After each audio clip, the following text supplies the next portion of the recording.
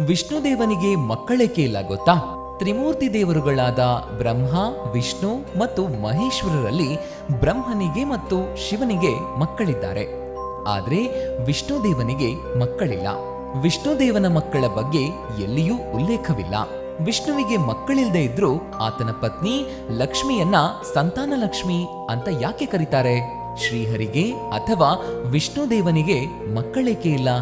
ವೀಕ್ಷಕರೇ, ಪ್ರಣವಂ ಭಕ್ತಿ ಟಿವಿಯ ವಿಶೇಷ ಪರಿಹಾರ ಶಾಸ್ತ್ರ ಸರಣಿ ವಿಡಿಯೋಸ್ಗೆ ಆತ್ಮೀಯವಾದ ಸ್ವಾಗತ.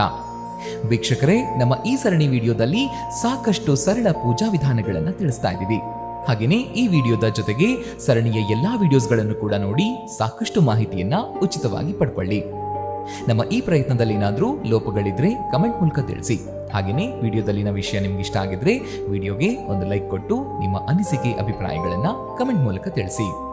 ಹಿಂದೂ ಧರ್ಮದಲ್ಲಿ ಬ್ರಹ್ಮ, ವಿಷ್ಣು ಮತ್ತು ಮಹೇಶ್ವರರನ್ನ ತ್ರಿಮೂರ್ತಿ ದೇವರುಗಳು ಅಂತ ಪೂಜಿಸಲಾಗುತ್ತೆ.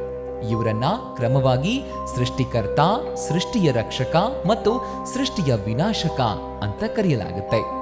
ಅಂದ್ರೆ ಬ್ರಹ್ಮದೇವನನ್ನ ಸೃಷ್ಟಿಕರ್ತನೆಂದು, ವಿಷ್ಣುದೇವನನ್ನ ಸೃಷ್ಟಿಯ ರಕ್ಷಕನೆಂದು ಮತ್ತು ಶಿವನನ್ನ ಸೃಷ್ಟಿಯ ವಿನಾಶಕ ಎಂದು ಕರೆಯಲಾಗುತ್ತೆ. ಈ ತ್ರಿಮೂರ್ತಿ ದೇವರುಗಳು ಬ್ರಹ್ಮಾಂಡದ ಸಮತೋಲನವನ್ನ ಕಾಯ್ದುಕೊಳ್ತಾರೆ. ಈ ತ್ರಿಮೂರ್ತಿ ದೇವರುಗಳಲ್ಲಿ ಬ್ರಹ್ಮದೇವನು ದಕ್ಷ, ಮರೀಚಿ ಮತ್ತು ಭೃಗು ಮುಂತಾದ ಅವನ ಮಾನಸ ಪುತ್ರರನ್ನು ಹೊಂದಿದ್ರೆ, ಶಿವನು ಗಣೇಶ, ಅಶೋಕ ಸುಂದರಿ ಮತ್ತು ಕಾರ್ತಿಕೇಯನನ್ನ ಮಕ್ಕಳಾಗಿ ಹೊಂದಿದ್ದಾನೆ. ಆದರೆ ವಿಷ್ಣುದೇವನ ಮಕ್ಕಳ ಕುರಿತು ಯಾರಿಗೂ ತಿಳಿದಿಲ್ಲ. ಮಹಾವಿಷ್ಣು ಅಥವಾ ವಿಷ್ಣುದೇವನು ಮಕ್ಕಳನ್ನ ಹೊಂದಿದ್ದಾನೆಯೇ ಅಥವಾ ಇಲ್ವೇ ಅನ್ನೋದರ ಕುರಿತು ಮಾಹಿತಿ ಹೀಗಿದೆ. ವಿಷ್ಣುವಿನ ವಿಶ್ವರೂಪ. ವೇದಗಳು ಮತ್ತು ಉಪನಿಷತ್ತುಗಳು ವಿಷ್ಣುವನ್ನ ಎಂದಿಗೂ ದೇವರುಗಳಲ್ಲಿ ದೇವರಾಗಿ ಮಾತ್ರ ಪರಿಗಣಿಸೋದಿಲ್ಲ. ಆತನನ್ನ ಆದಿಪುರುಷ ಅಂತಾನು ಕರೀತಾರೆ. ಅವನಿಂದಲೇ ಆರಂಭ, ಅವನಿಂದಲೇ ಅಂತ್ಯ ಅಂತ ನಂಬಲಾಗುತ್ತೆ. ಋಗ್ವೇದದ ಅತ್ಯಂತ ಅತೀಂದ್ರಿಯ ಸ್ತೋತ್ರಗಳಲ್ಲಿ ಒಂದಾದ ಪುರುಷ ಸ್ತೋತ್ರವು ವಿಷ್ಣು ಅಥವಾ ಶ್ರೀಹರಿಯನ್ನ ಸಹಸ್ರ ಶೀರ್ಷ ಪುರುಷಃ ಸಹಸ್ರಾಕ್ಷಃ ಸಹ ಪ್ರಪಾತ್ ಎಂದು ವಿವರಿಸಿದೆ. ಇದು ವಿಷ್ಣುವಿನ ಸರ್ವವ್ಯಾಪಿ, ಎಲ್ಲವನ್ನೂ ಒಳಗೊಳ್ಳುವ ಸ್ವಭಾವವನ್ನು ಸೂಚಿಸುತ್ತೆ. ಅವನು ಸೀಮಿತ ರೂಪ ಹೊಂದಿರುವ ವ್ಯಕ್ತಿಯಲ್ಲ. ಅವನು ಅಸ್ತಿತ್ವದ ಮೂಲ, ಬ್ರಹ್ಮಾಂಡದ ಆತ್ಮ. ಪ್ರತಿಯೊಂದು ಪರಮಾಣುವಿನಲ್ಲಿ, ಪ್ರತಿಯೊಂದು ಜೀವಿಯಲ್ಲೂ ವಿಷ್ಣು ನೆಲೆಸಿದ್ದಾನೆ ಎಂದು ಹೇಳಿದೆ. ಮಕ್ಕಳು ಯಾರಿಗೆ ಬೇಕು ಎನ್ನುವ ಪ್ರಶ್ನೆಯನ್ನಿಟ್ಟುಕೊಂಡು ನಾವು ನೋಡೋದಾದ್ರೆ, ಸಂತಾನ ನಮ್ಮ ವಂಶಾವಳಿಯನ್ನ ವಿಸ್ತರಿಸಲು, ಪರಂಪರೆಯನ್ನ ರಚಿಸಲು ಬೇಕಾಗುತ್ತೆ. ಆದರೆ ವಿಷ್ಣುವಿಗೆ ಯಾವುದೇ ಅಂತ್ಯವಿಲ್ಲ. ಆತನಿಗೆ ಆರಂಭವೂ ಇಲ್ಲ. ಅವನು ಸಂಪೂರ್ಣನಾಗಿದ್ದರಿಂದ ಅವನಿಗೆ ಸಂತಾನದ ಅಗತ್ಯವಿಲ್ಲ. ಮಕ್ಕಳನ್ನ ಹೊಂದಿರುವುದು ಸಂತಾನದಲ್ಲಿ ತೊಡಗಿಸಿಕೊಳ್ಳುವಿಕೆಯನ್ನ ಸಂಕೇತಿಸುತ್ತೆ.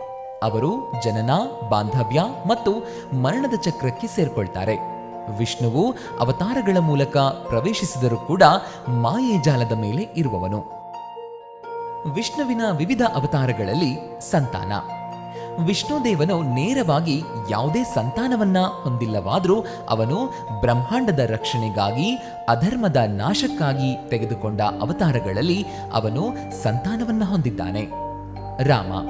ವಿಷ್ಣು ರಾಮನಾಗಿ ಭೂಮಿಯ ಮೇಲೆ ಅವತರಿಸಿದಾಗ ಅವನು ಸೀತಾದೇವಿಯನ್ನ ತನ್ನ ಪತ್ನಿಯಾಗಿ ಆಯ್ದುಕೊಳ್ತಾನೆ. ರಾಮ ಮತ್ತು ಸೀತೆಗೆ ಲವ ಮತ್ತು ಕುಶರೆನ್ನುವ ಇಬ್ಬರು ಮಕ್ಕಳಿದ್ದಾರೆ. ಕೃಷ್ಣ.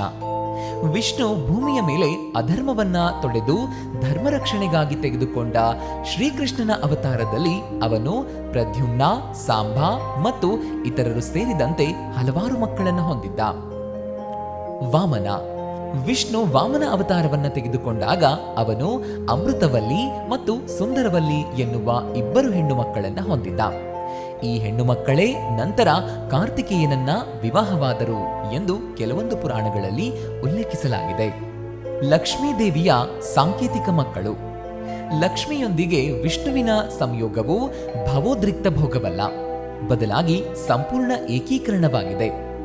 ಪ್ರತಿಮಾಶಾಸ್ತ್ರದಲ್ಲಿ ಲಕ್ಷ್ಮಿಯನ್ನ ವಿಷ್ಣುವಿನ ಎದೆಯ ಮೇಲೆ ಶ್ರೀವತ್ಸಳಾಗಿ ಕುಳಿತಿರೋದನ್ನ ತೋರಿಸಲಾಗಿದೆ.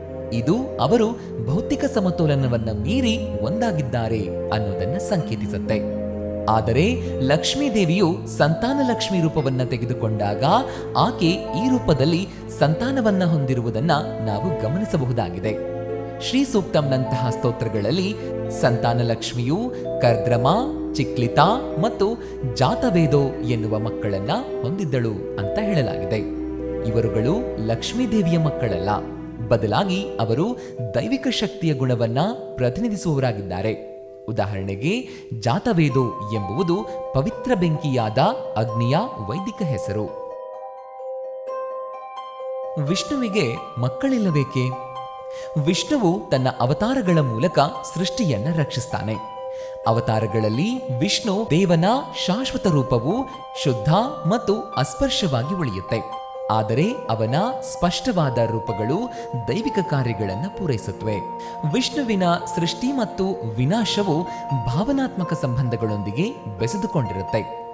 ಮಕ್ಕಳ ಮೇಲಿನ ಬಾಂಧವ್ಯವು ಪರಂಪರೆಯ ರಕ್ಷಣೆ, ಹೆಮ್ಮೆ, ದುಃಖ ಇವುಗಳನ್ನು ಒಳಗೊಂಡಿರುತ್ತೆ. ಬ್ರಹ್ಮಾಂಡದ ರಕ್ಷಕನಾಗಿರುವವನು ನಿಷ್ಪಕ್ಷಪಾತವಾಗಿರಬೇಕು. ಹಾಗಾಗಿ ವಿಷ್ಣು ಸಂತಾನದಿಂದ ದೂರ ಉಳಿದುಕೊಂಡಿದ್ದಾನೆ. ವಿಷ್ಣು ಆತ್ಮದ ರೂಪ. ಅದ್ವೈತ ವೇದಾಂತದ ಪ್ರಕಾರ ಬ್ರಹ್ಮನೊಬ್ಬನೇ ಆತ್ಮ, ಮತ್ತೆ ಉಳಿದೆಲ್ಲವುಗಳೆಲ್ಲ ಭ್ರಮೆ ಅಥವಾ ಮಾಯೆ ಎಂದು ವಿವರಿಸುತ್ತೆ. ಬೃಹದಾರಣ್ಯಕ ಉಪನಿಷತ್ತಿನಲ್ಲಿಯೂ ವಿಷ್ಣುವನ್ನ ಆತ್ಮವೆಂದು ಹೇಳಲಾಗಿದೆ. ಆತ್ಮವೇ ಅನೇಕನಾಗಬೇಕೇ ಹೊರತು ಆತ್ಮ ಮತ್ತೊಂದು ಆತ್ಮವನ್ನ ಸೃಷ್ಟಿಸುವುದಿಲ್ಲವೆಂಬುದು ಇದರ ಸಾರವಾಗಿದೆ. ವಿಷ್ಣು ಮಕ್ಕಳಿಗೆ ತಂದೆಯಾಗಲಿಲ್ಲ, ಬದಲಾಗಿ ಅವನು ಬ್ರಹ್ಮಾಂಡವನ್ನೇ ತನ್ನ ಸಂತಾನವಾಗಿ ನೋಡುತ್ತಾನೆ. ವಿಷ್ಣುವನ್ನ ಬ್ರಹ್ಮಾಂಡದ ಮೂಕಹೃದಯ ಅಂತ ಕರೆಯಲಾಗಿದೆ. ಲೀಲೆಯ ಸಾಕ್ಷಿ, ಸೃಷ್ಟಿ ಸುತ್ತುವ ಅಕ್ಷ ಇತರರು ಸೃಷ್ಟಿಸ್ತಾರೆ ಮತ್ತು ನಾಶ ಮಾಡ್ತಾರೆ, ಆದರೆ ವಿಷ್ಣು ಉಳಿಸಿಕೊಳ್ತಾನೆ. ರೂಪದಲ್ಲಿ ಮಕ್ಕಳಿಲ್ಲದೆ ಇದ್ರೂ ವಿಷ್ಣು ವಿಶ್ವದ ನಿಜವಾದ ತಂದೆ. ಪ್ರತಿಯೊಂದು ಆತ್ಮವೂ ಅವನಿಂದ ಹುಟ್ಟುತ್ತೆ, ಅವನಿಂದ ಪೋಷಿಸಲ್ಪಡುತ್ತೆ ಮತ್ತು ಅಂತಿಮವಾಗಿ ಅವನಲ್ಲಿ ಕರಗುತ್ತೆ. ವಿಷ್ಣುದೇವನು ಆದಿ ಬ್ರಹ್ಮಚಾರಿ, ವಿಶ್ವಪೋಷಕ, ವಂಶವಾಹಿ ಇಲ್ಲದವನು, ಆದರೆ ಎಲ್ಲಾ ವಂಶಾವಳಿಗಳ ಮೂಲವಾಗಿದ್ದಾನೆ. ವೀಕ್ಷಕರೇ, ನೋಡಿದ್ರಲ್ವಾ? ಇದಾಗಿತ್ತು ವಿಷ್ಣುದೇವನಿಗೆ ಮಕ್ಕಳೇಕೆ ಇಲ್ಲ ಗೊತ್ತಾ ಅನ್ನೋದರ ವಿಶೇಷ ವಿಡಿಯೋ. ನಮ್ಮ ಈ ಸರಣಿ ವಿಡಿಯೋದಲ್ಲಿ ಸಾಕಷ್ಟು ಸರಳ ಪೂಜಾ ವಿಧಾನಗಳನ್ನು ತಿಳಿಸ್ಕೊಡ್ತಾ ಇದ್ದೀವಿ. ಈ ವಿಡಿಯೋದ ಜೊತೆಗೆ ಸರಣಿಯ ಎಲ್ಲಾ ವಿಡಿಯೋಸ್ಗಳನ್ನು ಕೂಡ ನೋಡಿ ಸಾಕಷ್ಟು ಮಾಹಿತಿಯನ್ನ ಉಚಿತವಾಗಿ ಪಡ್ಕೊಳ್ಳಿ. ನಮ್ಮ ಈ ಪ್ರಯತ್ನ ನಿಮಗೆ ಇಷ್ಟ ಆಗಿದ್ರೆ ವಿಡಿಯೋಗೆ ಒಂದು ಲೈಕ್ ಕೊಟ್ಟು ಶ್ರೀಂ ಲಕ್ಷ್ಮೀಭ್ಯೋ ನಮಃ ಅನ್ನೋದನ್ನ ಕಮೆಂಟ್ ಮಾಡೋದಕ್ಕೆ ಮರಿಬೇಡಿ. ನಮಸ್ಕಾರ.